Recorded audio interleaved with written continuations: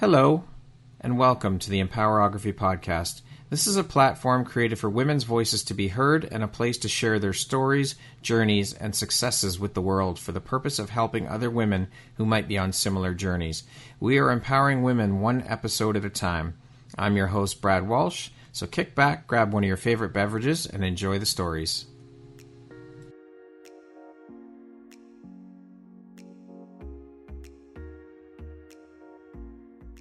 What if I told you the only thing standing between you and your next big opportunity is your voice? This isn't just another program. Empower Your Message is your ticket to becoming the podcast guest everyone wants. You'll learn how to craft a pitch that gets a hell yes, show up with unshakable confidence, and drop truth bombs that leave hosts and audiences wanting more. No more playing small. No more waiting for permission. It's your time to be heard. Loud, clear, and unforgettable. Visit the link in the show notes to sign up, and let's make your voice impossible to ignore. The mic is waiting. Are you ready? Hello there, Brad Walsh here, your host of the Empowerography Podcast, a platform that was created to help elevate and amplify the voices of women through sharing their stories. Today, I have a very special guest with me, the beautiful, wonderful Symone Fairchild, who has been part of the Empowerography platform community for a few years now. We were just talking about it off air before we jumped on. Symone is a domestic abuse thriver. She's the founder of EyeOnDV, whose mission is to eradicate domestic violence one soul at a time. She's also an actress and a filmmaker. Welcome, Symone. Thank you so much. I am so great. I'm so happy to be here. Oh my goodness. How long have we been trying to get there? Oh man, it's been a long time. But as we were saying before we jumped on, it's all about divine timing, and now is the time to do it. Now is the right time. So I am so excited and absolutely honored to have you here as a guest, finally, on the Empowerography Podcast. Thank so you welcome. So much. I'm so happy to be here. Yes. All right. With that being said, let us jump right in. Now, before we dive into all of the things you have your hands in, all the work you do, the titles, your mission, all of this stuff, I was wondering if you could take us back to who was the woman you were before the storm, before all of this magical storm took place? The woman that I was before this storm, at her core, she was the same person. The light was always there. The heart was always there. The unconditional love was very strong within this vessel, but she was still under quite a bit of programming to be sort of seen and not heard, to put other people first, to the point of it being a detriment to self, having absolutely no idea that she wasn't including herself in the conversation. In reality, she was slightly programmed. And so was there, or what was the catalyst that shifted that for you? Was there one particular thing, or was it a whole bunch of things? It was my experience. It was my domestic violence experience. I had always known that I was never going to exist in a home with domestic abuse, not ever. And because I had a child, I was never, ever going to raise a child in that situation. Not ever. No exception.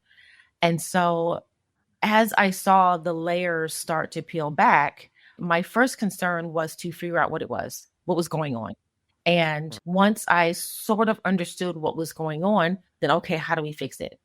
And once it got to the point where I understood that I was going to be the only one fixing it, I'm like, that's not a marriage. That's not love. That isn't love. And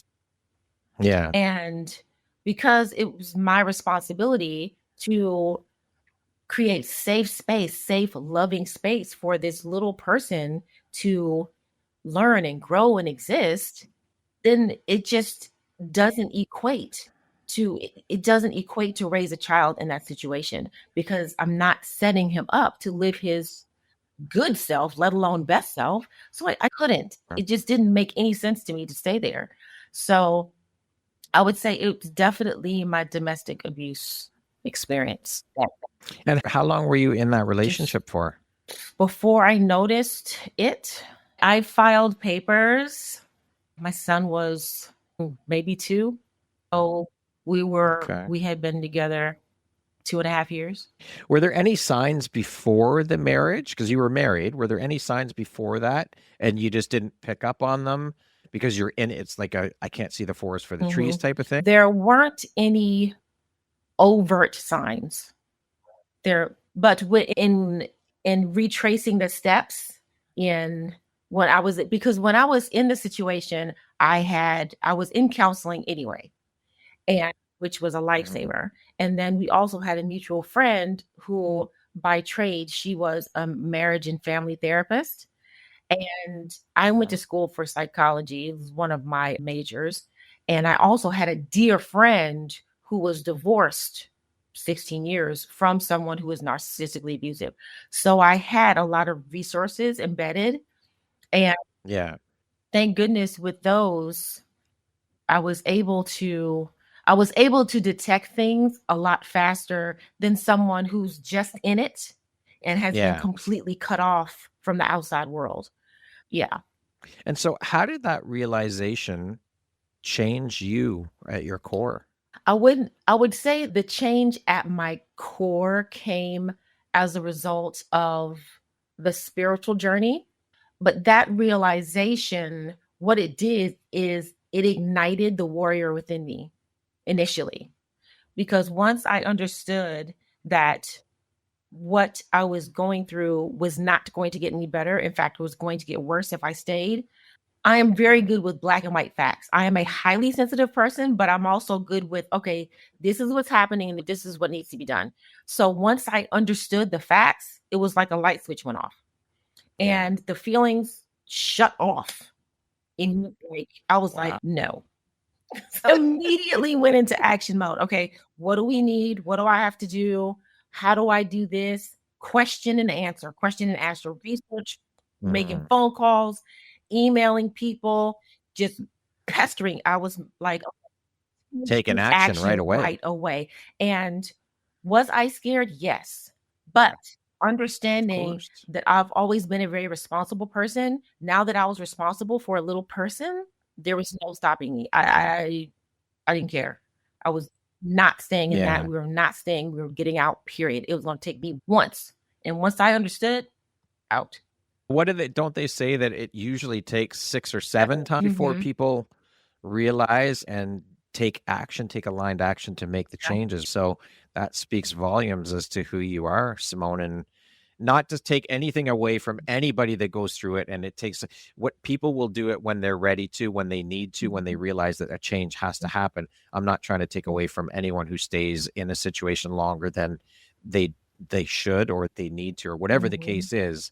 But I just think that speaks volumes as to who you are and taking action. I can't imagine it is easy at all to get out of a situation like that because there's so much involved. And I would imagine, as someone who's been abused, whether it's male or female, because it happens to men too, but you get so beat down that you don't know how to do. Your self-confidence gets the shit beat out of it. You don't feel like you have self-worth. And so to be able to step into a whole different person and flip that switch, as you said, and start taking action, that cannot be easy at all. It's what happens is a person's identity becomes completely wrapped up in who their abuser is. And they don't realize it's happening because they just think they've been in love all this time. And they're too busy trying to figure out why isn't this love? It's such a perplexing experience. And it really plays on your inner innate beliefs because we're all wired here. When we come here, we are wired for love and unconditional love. That is who we are at our core.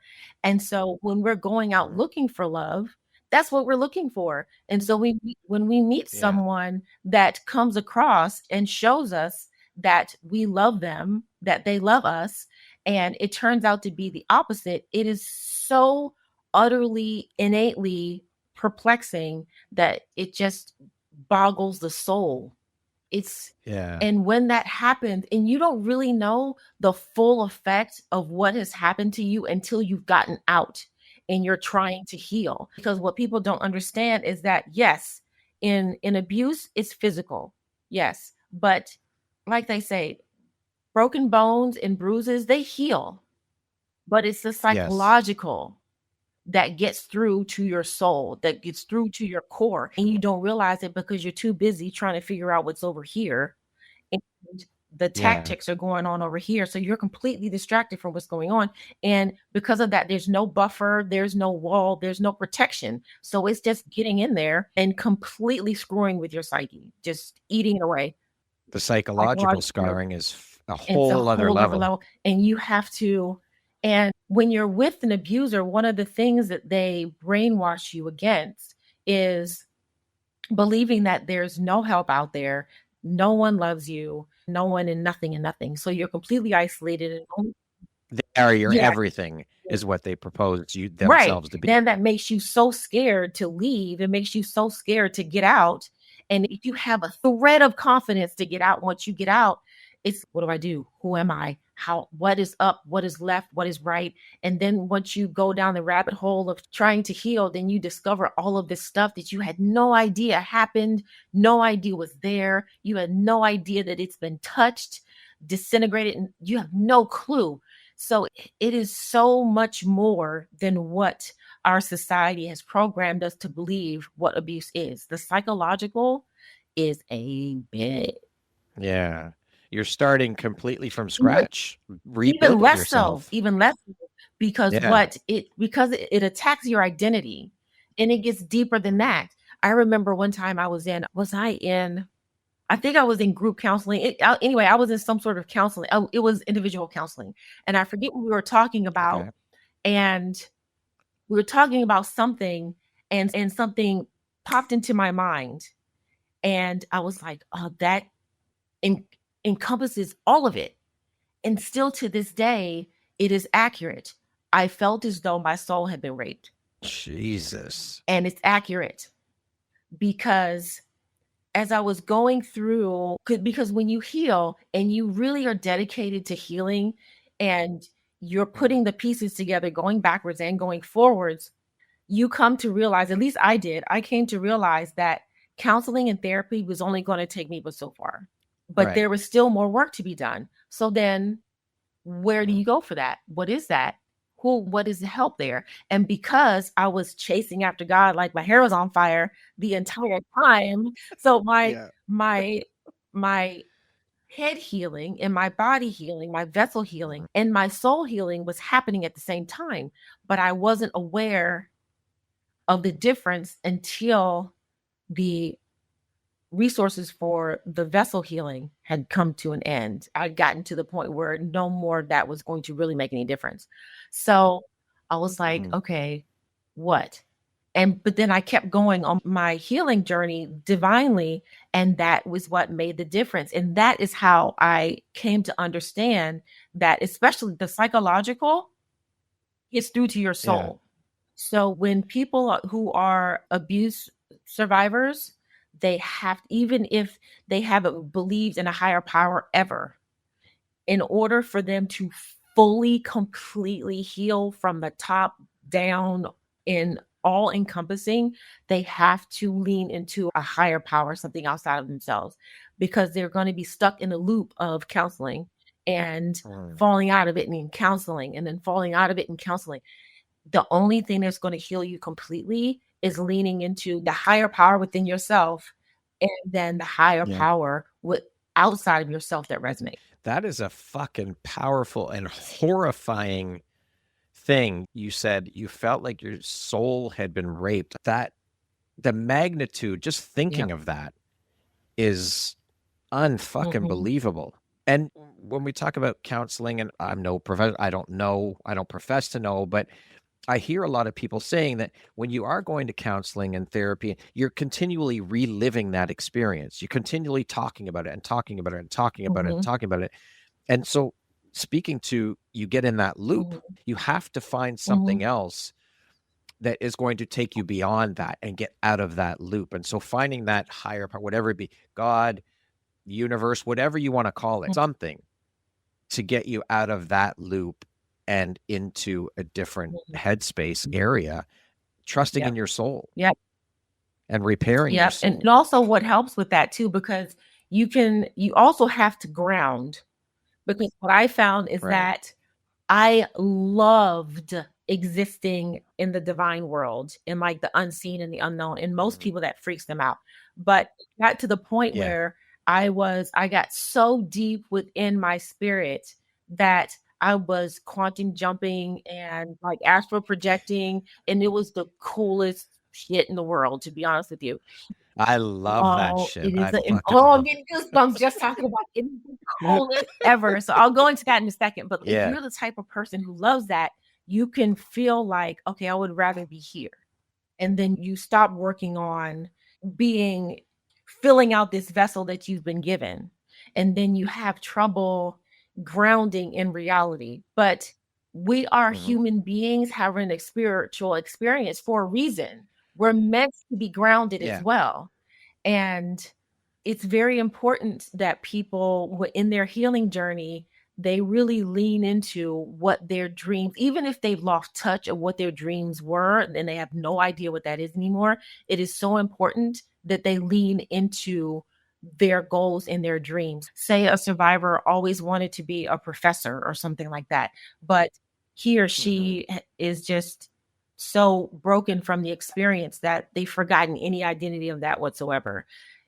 Even if they're like, Yeah. I can't, just try. There's like a just try. And even if you think that particular dream is gone, what did you want to be when you were a kid? Did you want to be a fireman?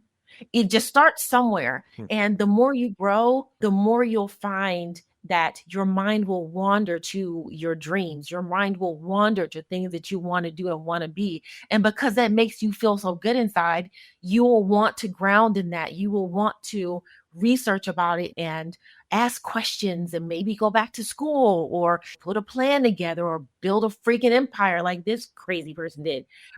That helps to keep you grounded, because you're going to, so much growth is going to happen. There's being in touch with who your soul is meant to be is going to happen.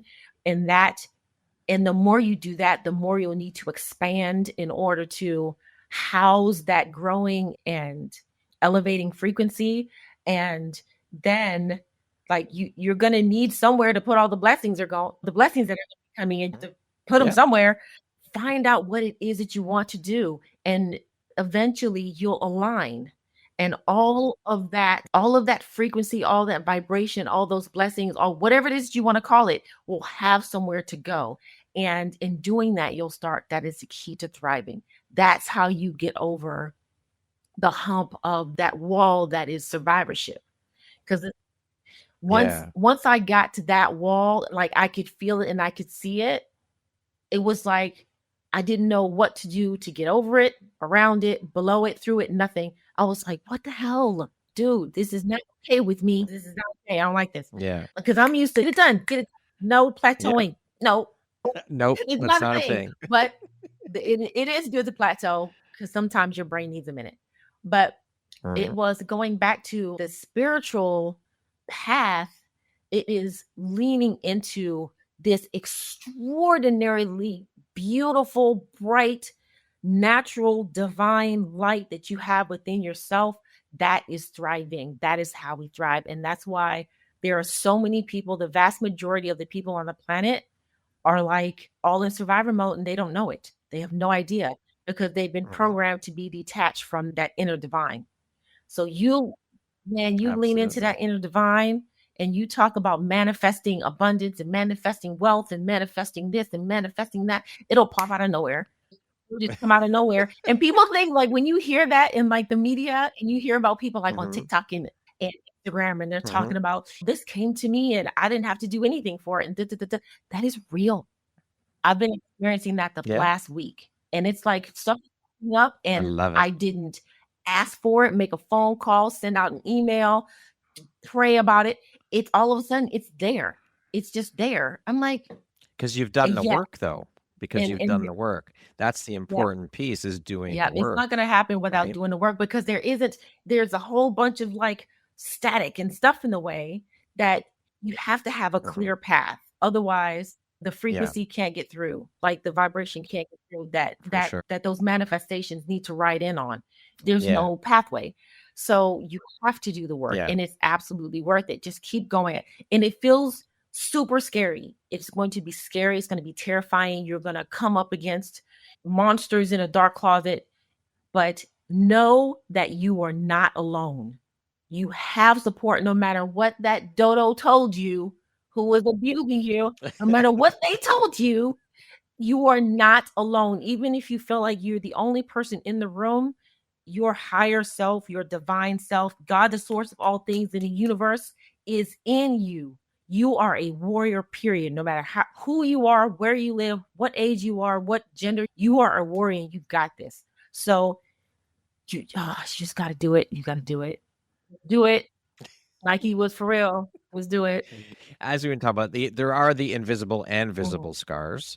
What is one of the unseen scars that shaped the woman you've become today? An unseen scar. Okay, I have a good one. Scarcity mindset. A lot of people have that and don't know it. And only if you've done the work will you be aware if it's there. If you're doing all of this work and it still isn't manifesting into dollars and cents, then it's in there somewhere and you've got to figure it out. And it's something that's epigenetic. It'll be passed down from generation to generation. You have no idea. You have no clue. Yeah. And it's another thing that takes work in order to elevate out of. And that was that one last thread that I needed to work on, that I needed to dissolve, that I needed to understand before the channel, the vessel was open and clear to accept everything that was supposed to be here. And it took me saying yes to myself completely. It took me understanding that the mind is in control and it shouldn't be. The heart and soul should be in control and the mind should surrender to that. But because we're all programmed to believe that the mind is running the show and it should be, no, the mind should be in service to the heart and the soul, because the heart and the soul are based in love and unconditional love. The mind is based in ego. It's a good thing to have sometimes because it keeps you in check from being little Miss and Mr. Narcissist. So, Yeah. but really sitting with my mind, like as a separate entity, like picturing her, like my brain sitting on the shelf over there. Okay, look, and talking to her like she's little Symone. Okay, look. But what I found out in doing that, in having conversations with her, was that all she wanted to do was feel safe. All she wanted to do was know that she was going to be taken care of. And it tracks with what the mind does. If the body is not safe, if the body is not healthy, then the brain feels threatened. The mind's overall goal is to make sure that it's safe and healthy. If she doesn't feel safe, she's not going to surrender. So I had to talk to her like she was little Symone and just reassure her over and over and over that she's safe. I've got this. I, meaning my highest self, the presence, the I am presence. And eventually she calmed down. And it took a few weeks of me continuing to do that.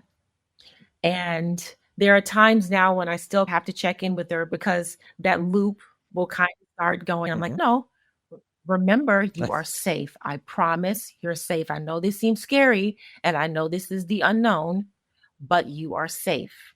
And I did that just enough for it to click.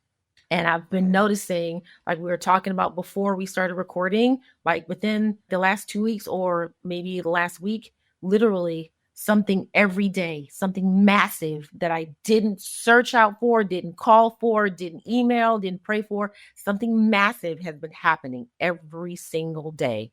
And I'm like, it worked. I got her to surrender. And it's having an effect. Yeah. The magic is exactly mad. Brad, that's what it is. So when people think that magic is not real, this is what magic means. When stuff pops up out of no freaking where, no effort, no nothing. That is magic. Yeah, for sure. Yes, absolutely. And as we know, healing, of course, is not linear and it's a constant process. What part of your healing journey has surprised you the most? The part that no one really talks Part about? of my healing journey that surprises me the most. Oh my gosh, there's very little surprises me because I'm so in touch with the divine. So I'm not really caught off guard. When something divine happens, then it resonates with my DNA. Something comes online and it's, oh, that resonates. Yay, awesome. I'm not surprised. I'm grateful. So what surprised about my healing journey? Okay. And this is what surprised me was the truth about the judicial system, the court system. During that time, because I got involved with the courts very like maybe 3 months after I left my domestic abuse situation. And so I was still raw, like super raw. And so I got involved with that in that space and by myself. And I had never had experience with police, never had experience with court, lawyers, judges, nothing, zero. Here I am. Right. I've got the courage, and I had the courage to say no. I had the courage to stand up, and I'm going in there with the truth. Breaks. It's like the court system is not fair, is not just. And it is based on very archaic laws that have been in place for how many hundreds of years? There are holes in our laws, there are holes within our justice system that allow abusers to be able to continue to exist and continue to perpetuate what they are doing and move from one abuser to the next, whether it be an adult, their children. So it is not built to support victims. And if all you're walking into court with is your story, is the truth, but that's not to say that you shouldn't do it. Absolutely freaking do it. Absolutely stand up, because the one thing you need to do is to show yourself that you have the power and the strength to stand up and say no. So that's the benefit. Now, can you walk in there and have a judge that sees you and is able to see through and really see the truth? 100%. But even if you feel like you don't have the resources, there are organizations out here who have free legal aid for especially domestic violence or domestic abuse or sexual assault or whatever survivors. And especially if you have children who are survivors. Yeah. So there is help. Do look for it and do stand up. But be prepared, because the court is not fair and it's not just. But do it anyway. Just find your way. Okay. So that's the one part that I feel like surprised me. That threw me for a loop. I was completely shocked. Yeah. Yeah. I'm sure. Because you go there expecting to get help because they are the law. It is the justice system. It is the court system. Of course they're going to help me. I've been through this, and this person has been perpetrating this against me. They need to be held accountable. So you think that's what's going to happen, and it doesn't always happen that way. Yep, absolutely. What role has forgiveness for yourself or others played in your journey, and what does forgiveness really mean to you? Forgiveness. To me, forgiveness first and foremost means giving yourself grace. You are going to come out of this situation beating yourself up. How did I manage to get into this situation? How could I have been so blind? Why did I not see it? Why did I stay so long? How could this possibly have happened? I'm a strong woman. How? How? Just how? Give yourself grace. It was not your fault. Forgive yourself first, because it starts with you. If you give yourself the forgiveness first, if you work on yourself first, then it makes it so much easier to, yes, forgive your abuser, to forgive your family who said, oh, you're just emotional, or you know what, we don't believe you, or stay with him because he's paying all your bills, or your friends who were like, I'm going to support you, but I've been here for 10 minutes and I'm tired of it. Whatever it is, it allows you to forgive others. And it's important that you forgive others for yourself so you can continue to heal and move on and not go into other relationships holding a grudge or seeking revenge or having abandonment issues or like harboring negative energy, because you, as everybody else in the world, you deserve peace, love, happiness, unconditional love. That's what we came here for. So forgiveness is key to be able to be who you're meant to be and to be able to live the life that you were meant to live. Sure, it allows you to move forward. You're unburdening yourself of those heavy chains, because forgiveness, it's not even for the other person, really. Yeah. It's for yourself. It's so that you can move forward, and that person doesn't know you harbor any ill feelings, because you're never going to see them again, or you more than likely won't see. So it doesn't matter if you forgive them. It's for you. You have to do it for yourself. But as you said, start with giving yourself grace around all of it first and foremost. That's the most important piece, because your own mental well-being, your own state of mind, your own happiness, your own joy, that's what's paramount, matters the most. And so start with you, as you said. I love that. Now, after leaving abuse, you don't just rebuild your life, you rebuild yourself. What was the very first brick that you laid in rebuilding your identity? The very first brick that I laid to rebuild my identity, I would say taking that second step. It is going to require you taking one step after the next. And in taking that second step, I chose again to choose myself.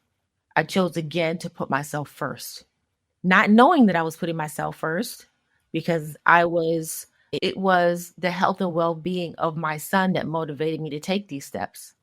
But I was stepping in the right direction. I was stepping in the direction of healing, love, peace, thriving, all things good, all things positive energy, all things higher vibration, all things.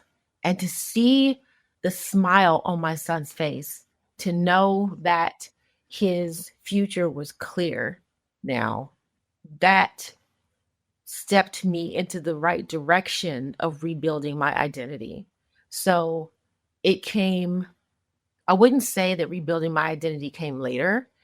I didn't know at the time that I was rebuilding my identity, because I was doing it through the motivation of helping my son.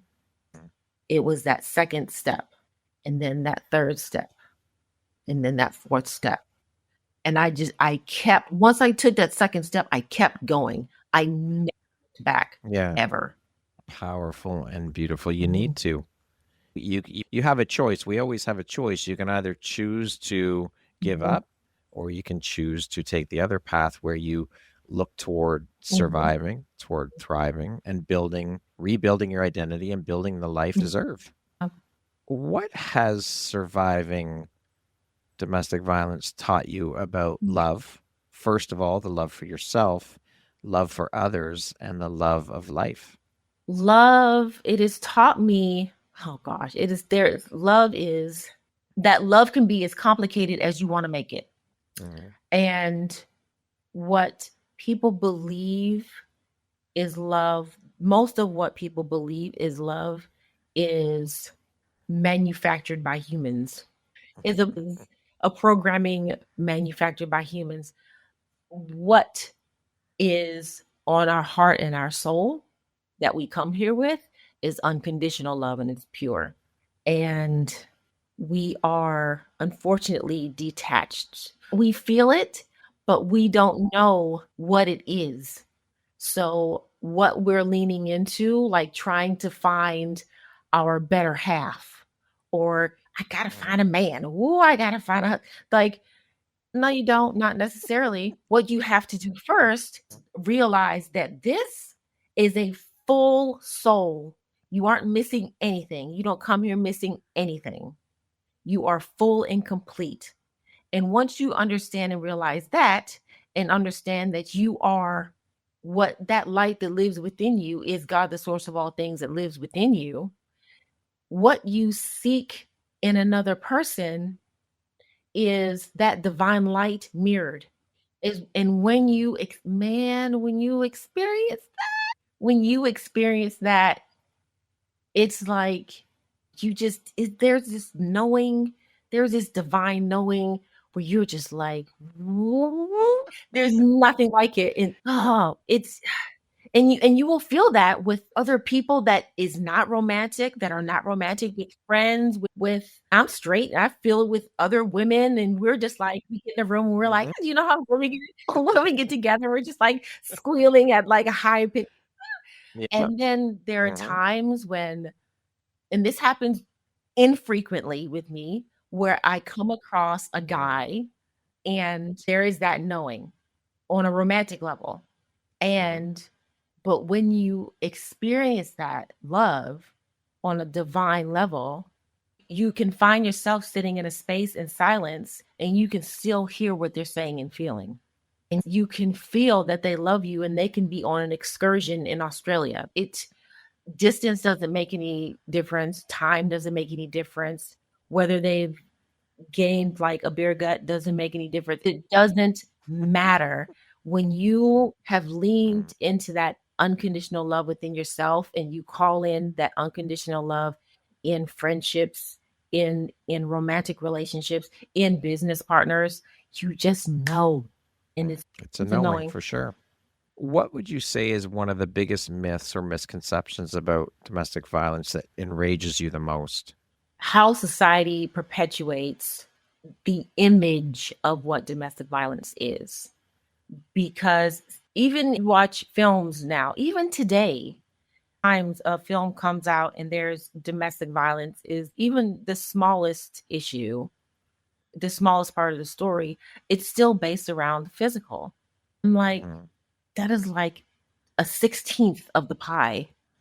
There's so much more. There's Yeah. physical, sexual, cyberbullying, legal, spiritual, but the psychological part, people have to understand the psychological part, because I'll sit down and I have conversations. I went to a mastermind with other entrepreneurs 2 weeks ago, and I was sitting down and I was Mhm. talking with another CEO of another company, and she had been in a marriage that, although it wasn't physical, she experienced domestic abuse, but it was all psychological. And she didn't realize until years down the line. She had no idea, no clue, because she Yeah. wasn't being hit. But she felt Mhm. the after effects of it. She felt the central nervous system issues of it. She felt the emotional and mental taxing on her system of it. And that part, it stays. And because it's not talked about, it's not Yeah. sensationalized through like the media. The physical aspect is people have no idea that it even, they don't know what to look for. They don't know the subtleties. They don't, so they can't put up a barrier against it. And so then because of it, the people who are put in place to help us as victims don't take it seriously either. So when you go to seek help, police are like, deal with it. I don't see any scars. I I don't see don't any see any. So what are you bruises. talking about? So what, Anne? And oh gosh, we have got to expand our awareness. It is imperative. Otherwise, it's going to keep happening. It's a Yeah. silent epidemic. For sure. Absolutely agreed. Now, I know that your purpose was birthed out of your pain, part of your purpose.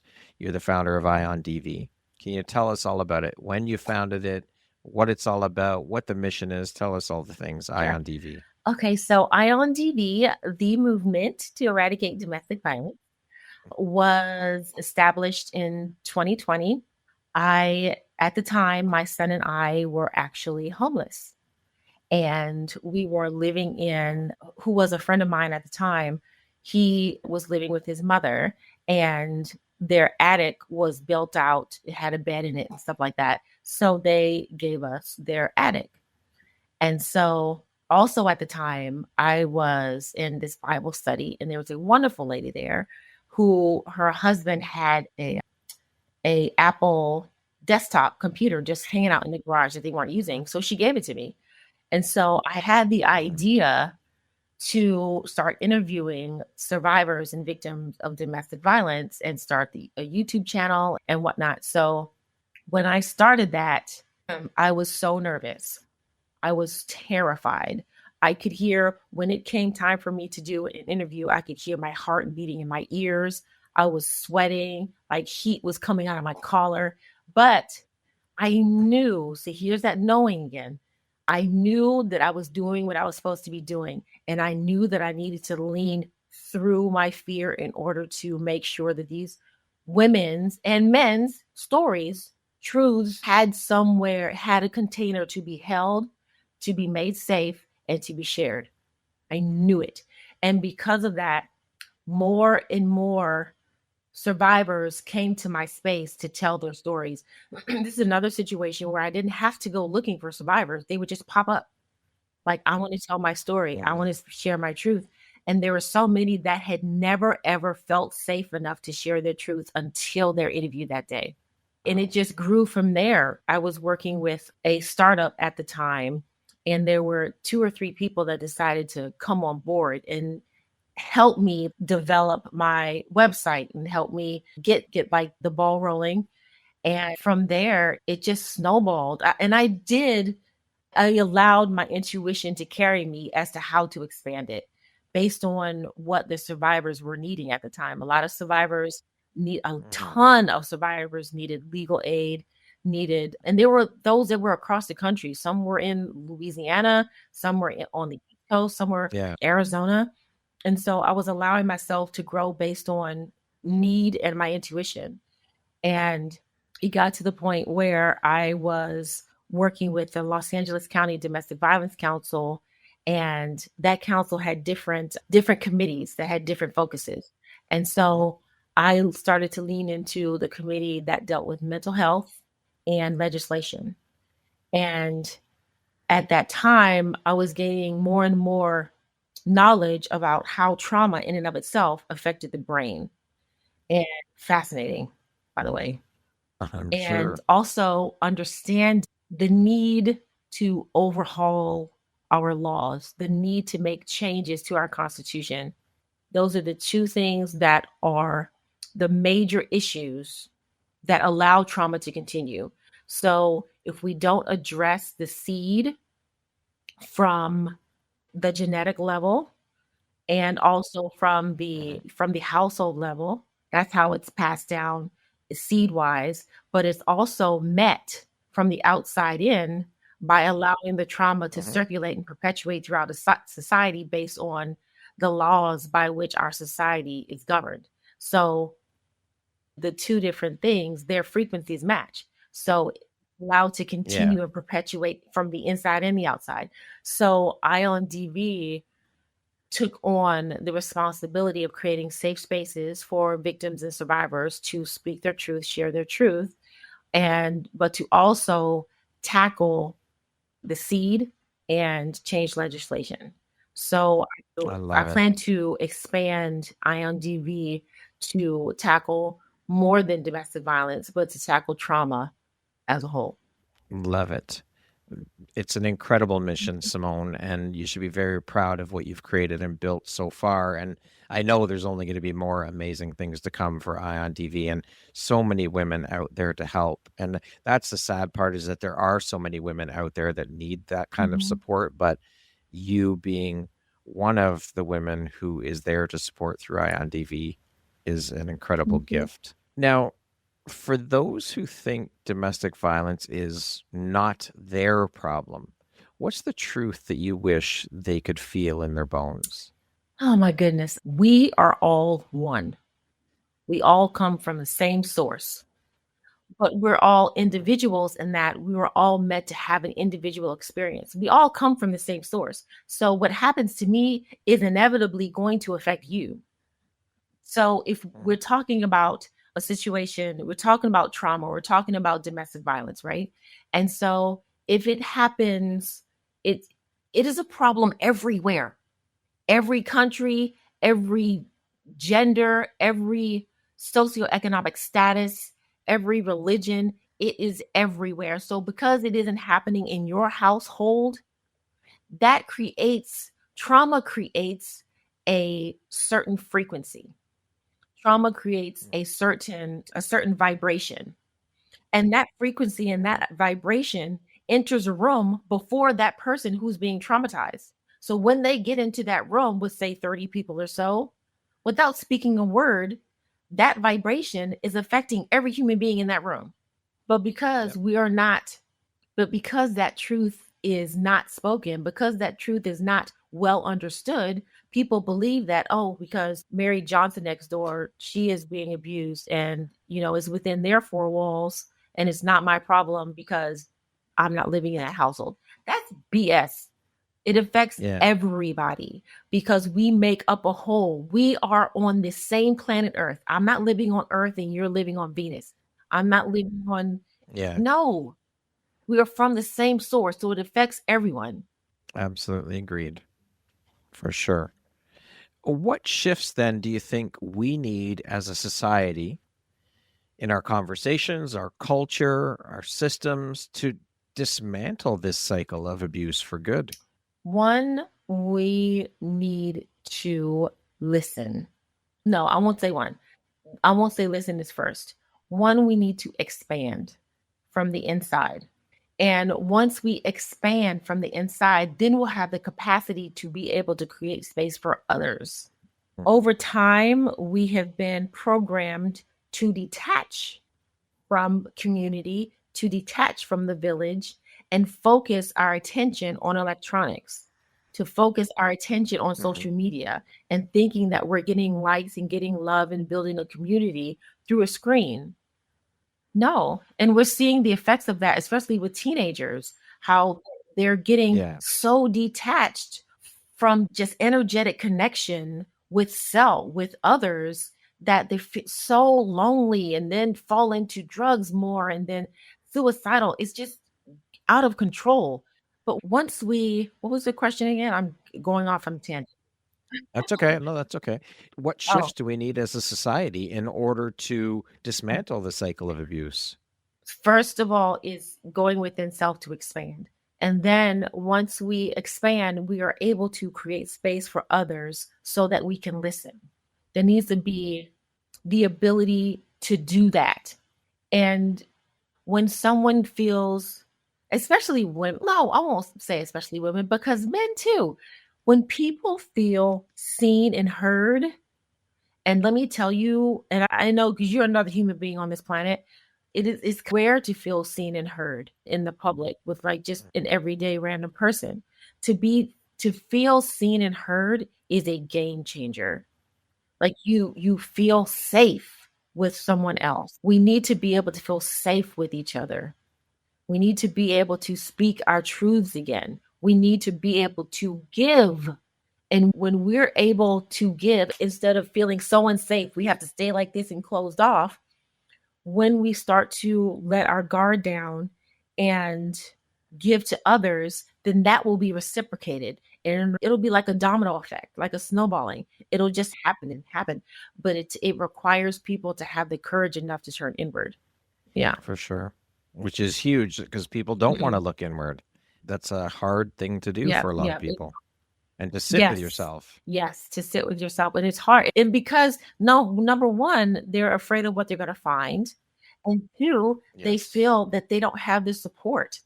That they Yep, absolutely. other people don't want to hear it if you have problems or if you need help or you Hmm. have trauma, or they're going to judge you or not want to be friends with you or not like you, or then you're going to be even more alone than you already are. You just don't want to rock the boat. It's okay. It goes back to Yeah. survival mode. Okay, I am Mhm. okay. The boat is not shifting. I'm good. I'm surviving. And people spend their entire lives in that Mhm. survival mode. But Yeah, in order for sure. for the world to change, we've got to dock that boat, get out, and go back to the village. Absolutely. Yeah. Community is everything. Support is everything. We all need it, no matter who Mhm, you are. We can't, and nor were we meant to do anything in this life mhm, alone. We're meant to do it yeah, in community with mhm, one another. That's how we mhm, thrive, is through community and leaning on the people that we have in mhm, our lives. yep. If society truly understood the soul of a survivor, how would the world treat women differently, do you think? With kindness, patience, open arms, especially like the open arms part. When you take someone in your arms that has experienced abuse, you don't even have to say a word. You just, you give them the heart and the space that they need. Kindness, It's about that feeling heard and feeling feeling heard and seen. feeling seen. And it's like an unspoken message of, I've got you. You're safe now. Yeah. If your mission succeeds, which it will, and domestic violence is eradicated one soul at a time, what kind of world do you think will exist that doesn't exist now? Heaven on earth. That was an easy one. That's easy because I understand what it's going to take in order to do that. And people think that heaven and hell are different places than what we're experiencing right now. If my energy resonates with that of hell, I'll be living in hell every day of my life. That's where hell is. On the flip side of that, if my frequency and my vibration matches that of unconditional love, guess what I'm going to bring onto this planet as a vessel? Heaven. Unconditional Love. love. Heaven, And when you lean in, man, going back to leaning into that light, you lean into that divine, that spark that we all have. You lean into it long enough and consistently, it manifests. I'm telling you, people, it manifests. It is possible. Heaven on earth. Heaven is here if you want it to be. And it just takes one soul at a time. I love it. Now, I want to jump into your work now as an actress, filmmaker. How has storytelling through film become a weapon, a healing tool, and a megaphone for your mission? Okay, so firstly, every last one of the projects that I've written, no matter what genre, have been spiritual downloads. And because I am aligned with the mission that my soul was meant to do on this planet while I'm here during this lifetime, all of my projects align with that mission. And that mission at the end of the day is meant to create a new paradigm. It's meant to hold a mirror up to everyone and give them the strength and the power to be able to do what I'm doing. Because I'm not built with anything any different than anyone else has. Everyone else has a spirit, soul, heart, mind, and body. I just happen to lean into mine differently. So it's through storytelling, it's through filmmaking, it's through acting, especially because when I'm acting, especially, it's not acting, it is channeling. I've learned that I am channeling. I find that when I'm acting, my brain is off, like in the green room. She's at crafty. Like my brain is at crafty getting snacks, right? So he's picking out at crafty. But who this person is that needs this vessel in order to live her life, no matter what it is, now has this vessel and these emotions and this voice in order to do what she needs to do. So it's storytelling that allows me to bring forth the overall mission of changing the paradigm, creating anew, bringing heaven on earth, empowering people to be their greatest selves. That's what storytelling is doing for me. Love it. When you stand on a stage in front of a camera or in front of survivors, do you feel more like a leader, a warrior, or a vessel? All three. When I read that, I was like, I knew it. I knew it. It's all the same thing.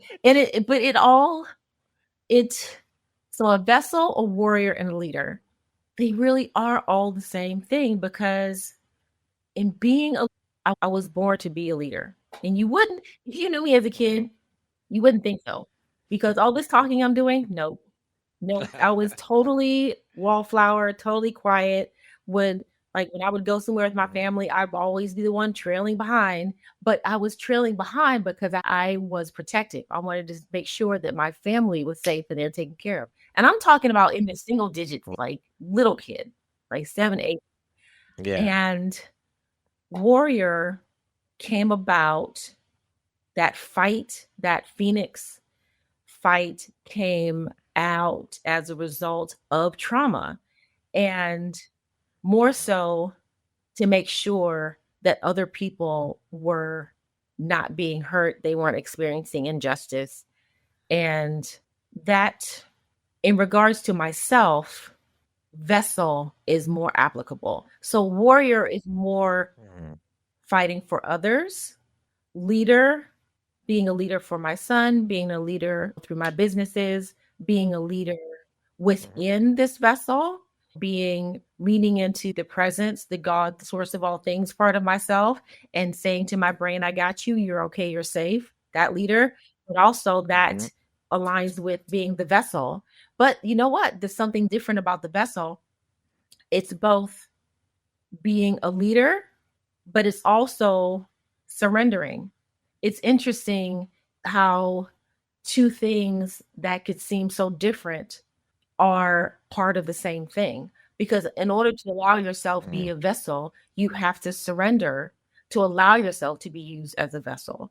And so in doing that, For sure. you have an incredible amount of power and strength and confidence. So then that leads back to being a leader.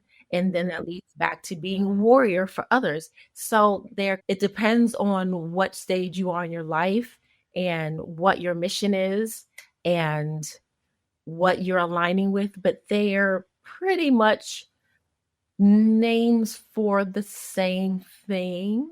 They're all intertwined. Yeah. Yep. Do you believe that art heals? And if so, how has producing and acting become a form of activism for you? Art definitely heals because as artists, we are creators. And that when you are creating, you are doing exactly what God, the source of all things, did, speaking things into existence. And when you create a song out of nowhere, or you paint a picture out of nowhere, or you write a film that's just downloaded into your vessel out of nowhere, you are downloading from source.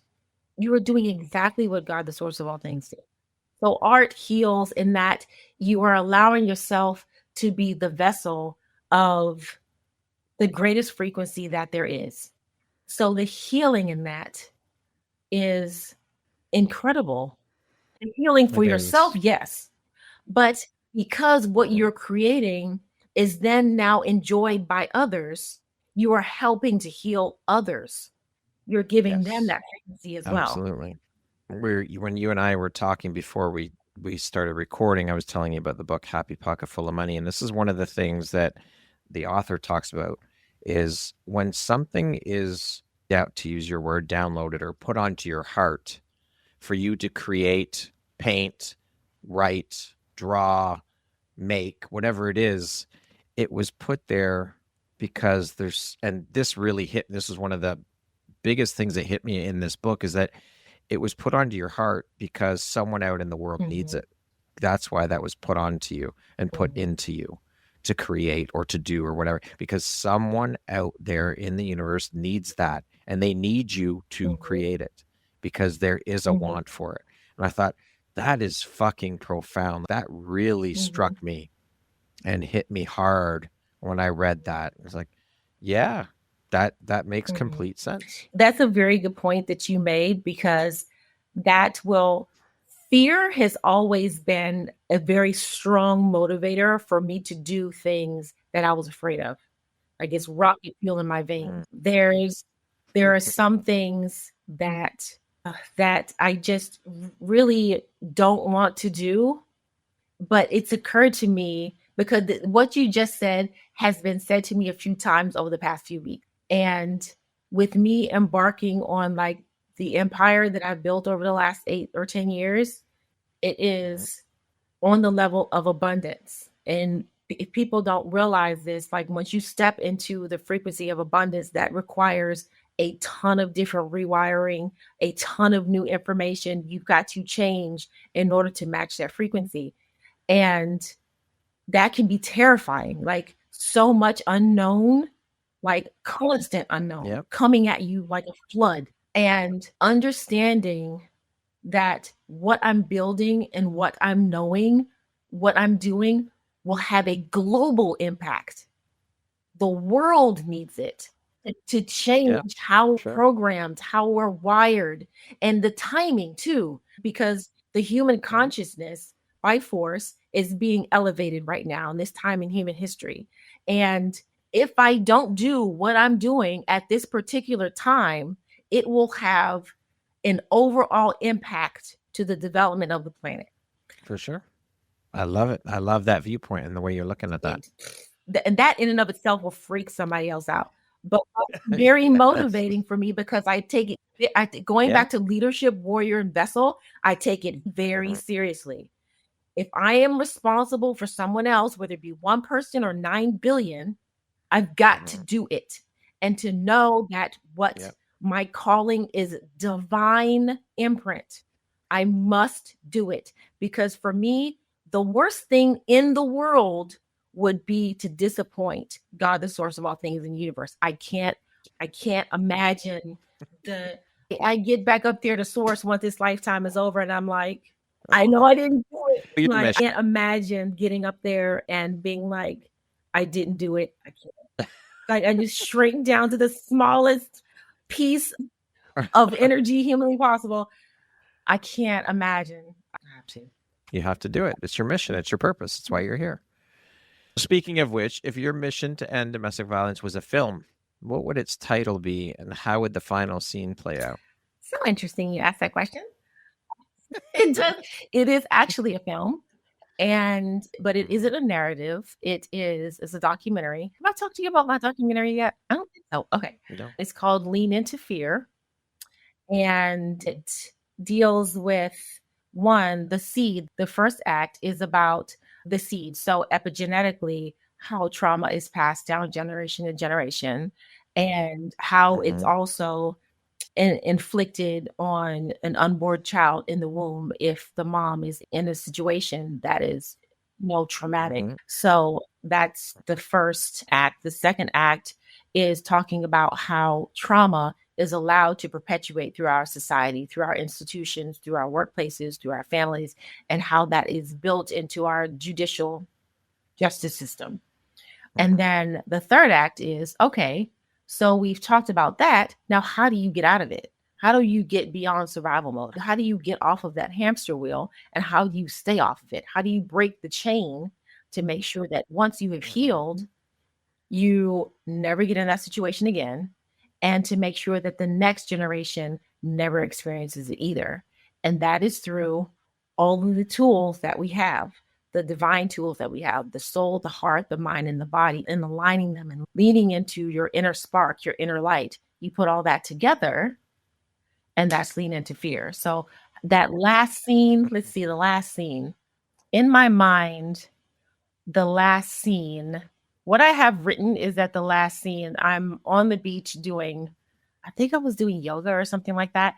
But once we get into really planning it, I feel like it's going to be so much more profound than that. I'm not quite sure what the last scene is going to be. It's going to be divinely breathed. Be determined. I cannot wait to see it when it comes out. I'm so excited. Oh, I'm so excited for you. It's going to be powerful. Anything you do is going to be amazing. So I'm very excited for you, and I cannot wait to see it when it is released. So what other projects are you currently working on right now that you want to share? Or that you So Lean Into Fear is number one, and things are going really well with that. I just won a pitch contest. So overall, congratulations. Thank you very much. So overall, best pitch and best novice pitch. I haven't pitched by myself before. I've pitched in the room with other executives and other people, like with the team, but this was the first time that I had pitched to people that I didn't know myself. So to win best overall pitch, that was a big deal. So that and leaning into finding donations. I'm working with a fiscal sponsorship organization called Cinefem. And they benefit female filmmakers. People can go onto their website, the profile for Lean Into Fear onto their website and donate. So we're looking for funding right now, leaning into that. The number two is we are planning a 10-city tour called the Self-Love Tour, where we're going to, starting in Los Angeles, we are going to bring self-love to thrivers post-abuse. So that looks like anything from manicures and pedicures and massages, but also grounding sessions, meditation sessions. We're also going to create spaces where survivors can come and speak their truth and tell their stories. Of course, with the permission of the survivors, we're going to shoot a documentary as well if they want their stories encapsulated into a documentary form. So that, and then also a book that I've had on my heart and soul for a few years now. That is number 3. I'm in spaces to get all of these things done. I just have to prioritize, because then Symone gets really thin. Got to prioritize. But yeah, all the pieces are coming together. Just brought on a brand strategist, a major brand strategist for my empire. I'm launching my innovative film and television production company by the end of the year. Amazing. Let's see. Yeah. Yeah. That's a lot. Yes. Congratulations on all of it. And it all is going to be amazing. I just know it, with you doing all of these things, it's all part of the overall mission, and will help with everything, with survivors, turn them into thrivers. And I love everything that you stand for and the work that you're doing, Symone. It's all going to be amazing. I'm so proud of you. Thank you so much. What do you think your unique skill set or superpower is that's helped you become successful? Number 1, believing in superpowers, first of all. But I think there's like a 1A and a 1B. So 1 is maintaining a closeness with my inner light.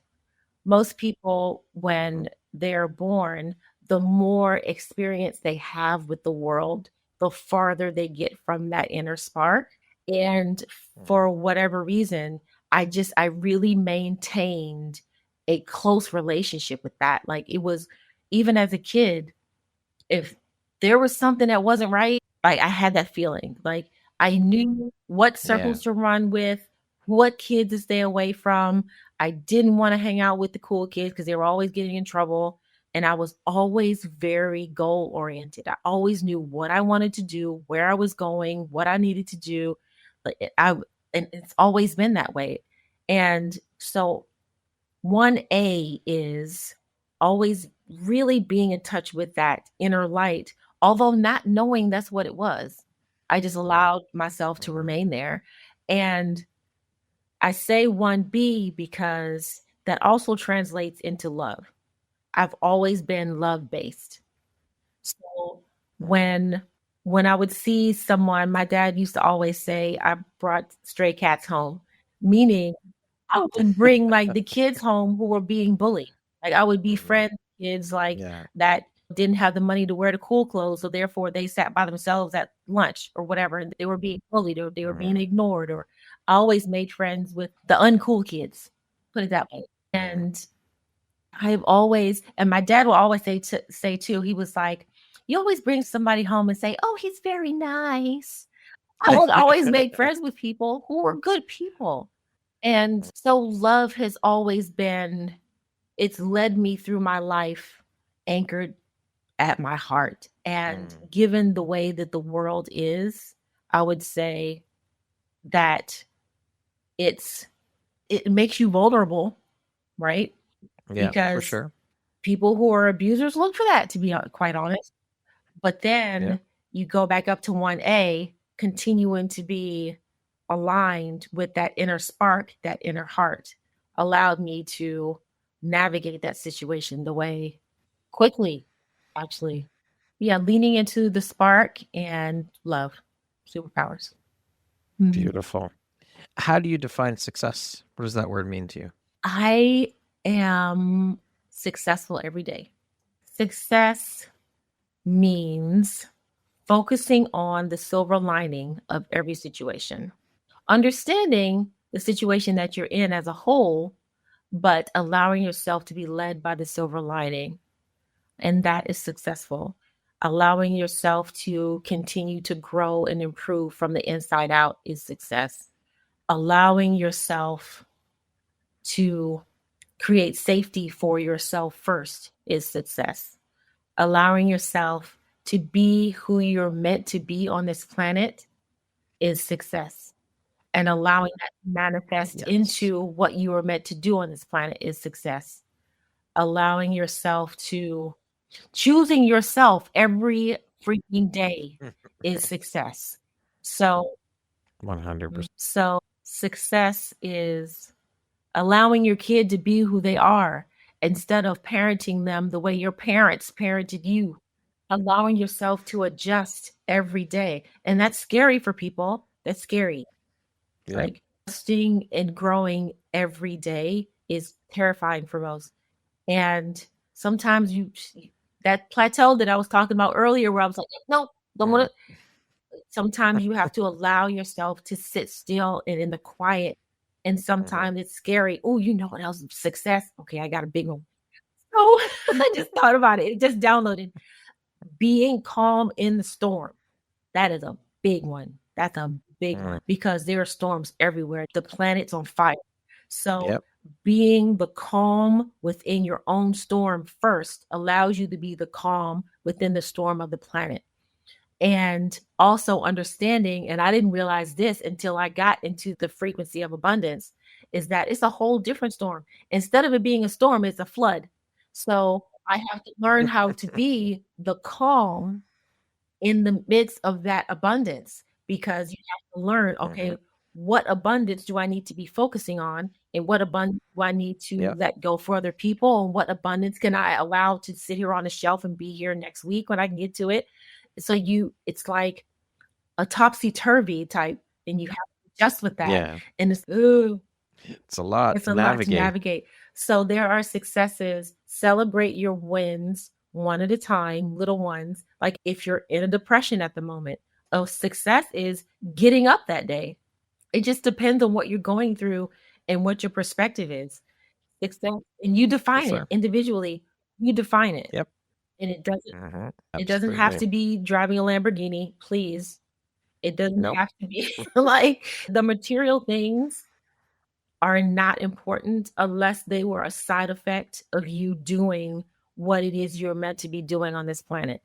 If they resonate, exactly. If they resonate with that abundance that you have within yourself, and that you walk out of your house and there's a Lamborghini sitting in your driveway, then okay, yes, woohoo, great Lamborghini.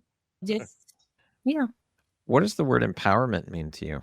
Empowerment means giving people the stage and influencing them to feel safe enough to be their greatest selves. Yeah. Okay. We're going to jump into a little rapid fire section. So the next grouping of questions just be 1, 2, 3 word answer. I'm ready. Ready to go?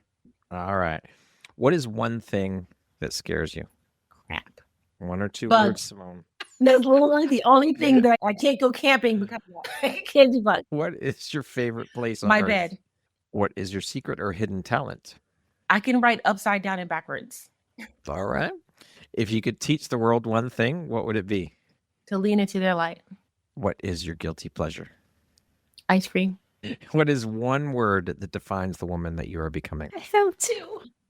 Okay. 2's presence, abundance. Okay. That concludes our rapid fire section. Now back to our regularly scheduled program. I created a bonus question that I did not send you ahead of time. What is one habit, ritual, or practice that has been a game changer in your personal growth? Grounding. Grounding. Okay. Oh my goodness. If you were, grounding grounding especially during my spiritual coaching sessions. If I have something that's like difficult or unsure that I need to discuss with my spiritual coaches, whatever less than desirable vibration or frequency that it might bring up, because I'm sitting outdoors in the grass, then I can release that frequency down into the earth, and the earth can give me positive energy back. So it allows me to offload, not only offload something that doesn't serve me, fill that space with something that does immediately. So I'm not then, after this conversation, going out into the world and experiencing all these different frequencies and those taking up the space that I should have filled by grounding. Grounding is awesome. Beautiful. Love it. If you were to introduce yourself to me without mentioning your occupation, where you're from, your religion, your nationality, where you grew up, all of these superficial day-to-day markers that we use in our lives, how would you introduce yourself to me? Oh, goodness. Brad, this is a tough question. I said, hi, Brad. My name is Symone. I am, Brad. Okay. I am divine presence, allowing I'm divine presence. Daggone it. I don't know what I'm trying to say. This is going to have to be edited. Yeah, Okay. that's okay. How would No I problem. introduce myself to you? I was once a warrior of light, and now that light is presence, and I'm here to you as Beautiful. presence. Love it. There you go, right there. You got it. If you could step into my shoes, what question would you have asked yourself that I didn't ask you? What would you tell Symone as a little girl right now? Okay, go ahead. I would tell her, don't forget about you.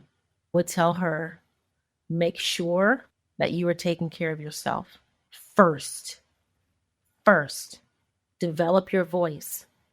First, speak up now. Fight for yourself first, and allow that to bubble out on other people. Beautiful. If you had the opportunity to sit down and have a 1-hour conversation with one woman, any woman in the world, who would it be and why?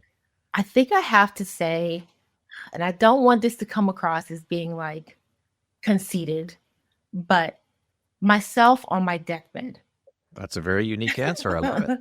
Because what I think I'm going to see is someone who is at peace, someone who is happy, someone who is fulfilled, and someone who understands, someone who doesn't have regrets, and someone, instead of needing to be reassured that passing on is okay, she's reassuring the people around her that they will see her again, especially my little man, because I understand what passing on means.